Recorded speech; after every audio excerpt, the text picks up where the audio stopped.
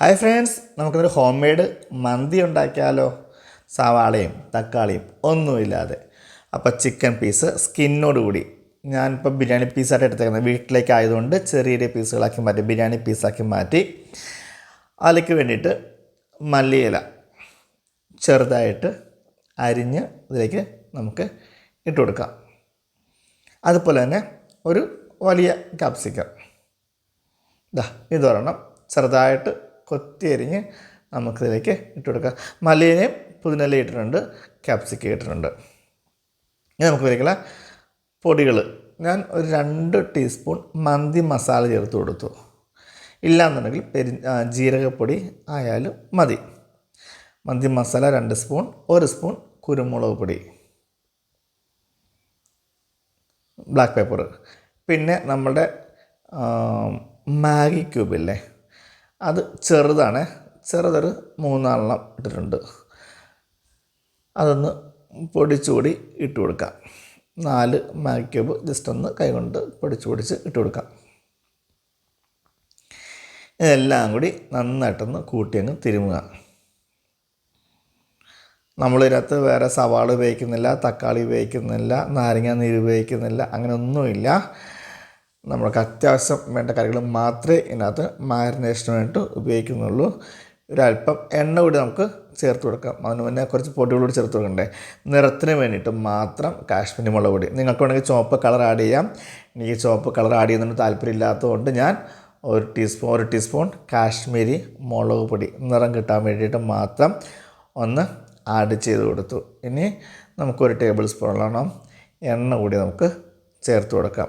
നമുക്ക് sunflower oil ചേർത്ത് കൊടുത്താൽ മതി.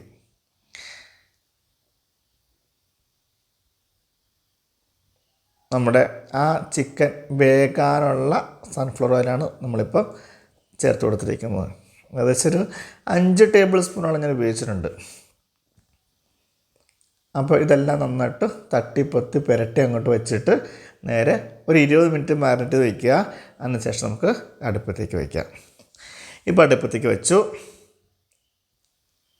കണ്ടോ, അതെല്ലാം വെന്ത് വരുന്നുണ്ട്. ഒരു വശം നന്നായിട്ട് മൊരിഞ്ഞ ശേഷം നമുക്ക് തിരിച്ചിട്ട് കൊടുക്കാം. കുറച്ചുകൂടെ നമുക്ക് വെയിറ്റ് ചെയ്യാം. അപ്പോൾ ഏകദേശമൊക്കെ ഒരു സൈഡ് വെന്തിട്ടുണ്ട്. നമുക്കൊന്ന് മറിച്ചിട്ട് കൊടുക്കാം. കണ്ടോ, ഒരു മൊരിഞ്ഞ പോലെയൊക്കെ വരുന്നില്ലേ? ആ ഭാഗമാകുമ്പോൾ നമുക്ക് എല്ലാം അതുപോലെ തിരിച്ചിട്ട് കൊടുക്കാം. എല്ലാ പീസും നമുക്ക് തിരിച്ചും മറിച്ച് വിട്ടുന്ന ഒരു ബ്രൗൺ കളറിൽ നമുക്ക് വേവിച്ചെടുക്കാം. ഈ സമയത്ത് നമുക്കിനി അരിയുടെ കാര്യങ്ങൾ കൂടി നോക്കാം. ഇതിപ്പം ഞാൻ 1.25 കിലോ അരി എടുത്തിട്ടുണ്ട്.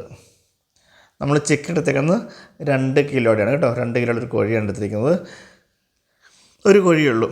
നമ്മൾ വീട്ടിലേക്ക് ആവശ്യമായ ഒരു പർപ്പസ് അത്ര ഉദ്ദേശിച്ചാൽ മതി. അരി കഴുകി വാരി വെച്ചു. നമ്മുടെ ചിക്കനെല്ലാം തിരിച്ചിട്ടു. ആ സമയത്ത് അപ്പം ചിക്കൻ ഏകദേശം 2 സൈഡും ആയി വരുന്ന പരുവത്തിൽ നമുക്ക് അരിയുടെ ബാക്കി കാര്യം കൂടി നോക്കണം. അരിയുടെ വെള്ളത്തിലേക്ക് ഇടാൻ ആവശ്യമായ ചെറിയ ജീരകം, കറുവാപ്പട്ട, ഗ്രാമ്പു, ഏലക്ക, അത്രയേ ഉള്ളൂ. വെള്ളത്തിലേക്ക് ഇട്ട് കൊടുത്തു. ആവശ്യത്തിനുള്ള ഉപ്പ് 1-2 സ്പൂൺ ഉപ്പ്, നമ്മുടെ ആ അരിയുടെ ആവശ്യത്തിനുള്ള ഉപ്പ് ചേർത്ത് കൊടുത്തിട്ട് വെള്ളം നല്ല വിട്ട് തിളച്ചപ്പോഴേക്കും അതിലേക്ക് അരി ഇട്ട് കൊടുത്തു. അരി ഇട്ടിട്ട് ഒന്ന് ഇളക്കി വയ്ക്കുക. ഇത് നമുക്ക് തിളപ്പിച്ച് ഊറ്റാനുള്ളതാണ് കേട്ടോ. അപ്പോൾ വെള്ളം കൂടുതൽ വയ്ക്കണം. പിന്നെ നമുക്ക് കുരുമുളക് ഓയിലൊഴിച്ചു. 1 ടേബിൾ സ്പൂൺ ഓയിലും മീതി ഒഴിച്ച് കൊടുത്തു. ഇനി കുറച്ച് കുരുമുളക്, നമുക്ക് ഈ പൊട്ടിക്കാത്ത കുരുമുളക് പൊടി നമുക്ക് ചേർത്ത് കൊടുക്കാം.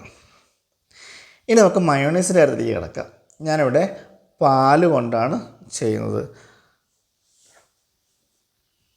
ചെറിയ 3 കപ്പ് പാലെടുത്തിട്ടുണ്ട്. അതിലേക്ക് 1 വെളുത്തുള്ളി ഇട്ടു. ആവശ്യത്തിനുള്ള ഉപ്പ്, 1/2 ടീസ്പൂൺ പഞ്ചസാരയും. ഇനി നമുക്ക് മിക്സിയുടെ ജാറിൽ ഒന്ന് ക്രഷ് ചെയ്യാം.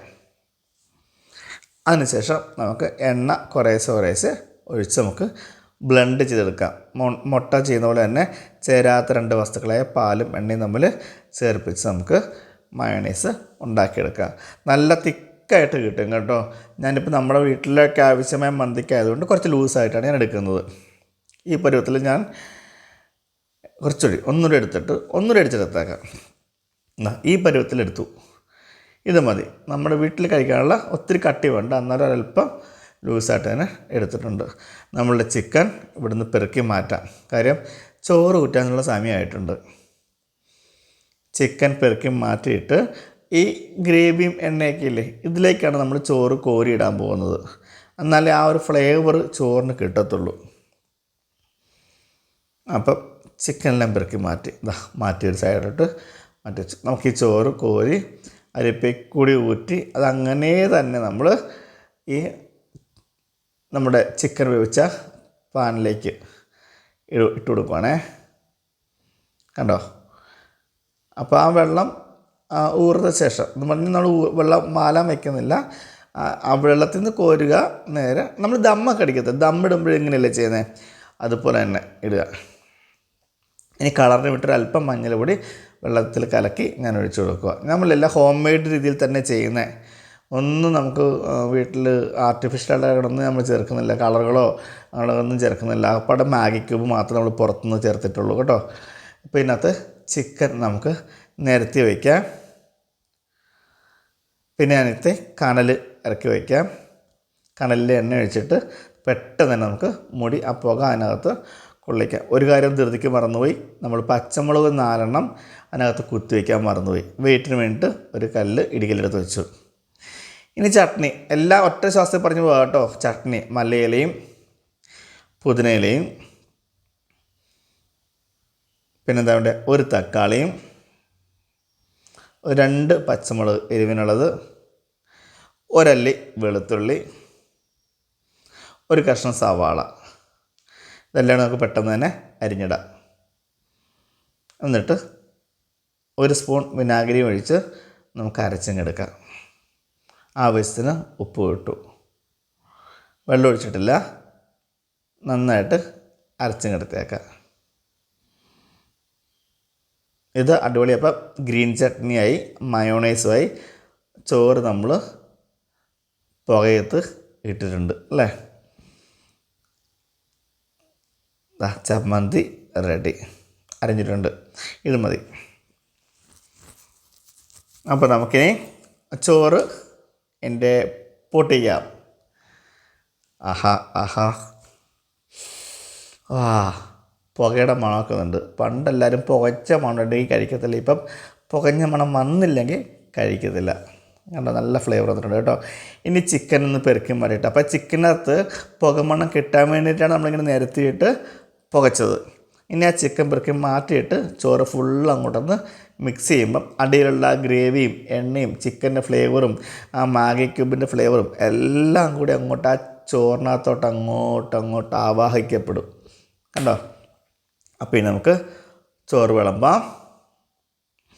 അപ്പോൾ ഈസി ആയിട്ടുള്ള ഹോം മെയ്ഡ് കുഴിമന്തിയാണ് നമ്മളിവിടെ ചെയ്തിരിക്കുന്നത്. കുഴിയൊന്നും വേണ്ട, അടുപ്പത്തിന് ചെയ്തു. സെറ്റ് അടിപൊളി. അപ്പോൾ എല്ലാവരും ട്രൈ ചെയ്യുക. ഹോം മെയ്ഡ് കുഴിമന്തി, ഓണിയനില്ല, ടൊമാറ്റോ ഇല്ലാണ്ട് ഒരു അടിപൊളി ഈസി പെട്ടെന്ന് ചെയ്യാവുന്നൊരു കുഴിമന്തിയാണ്. ലൈക്ക് ചെയ്യാനും ഷെയർ ചെയ്യാനും കമൻറ്റ് ചെയ്യാനും മറക്കല്ലേ. അപ്പോൾ നമുക്ക് പൊളിച്ചാലോ. ചോറ് എടുത്ത് വെച്ചു, ചട്നി എടുത്ത് വെച്ചു. ഓടി വായോ വന്നാൽ പെട്ടെന്ന് കഴിക്കാം. Have A nice day. Thank you.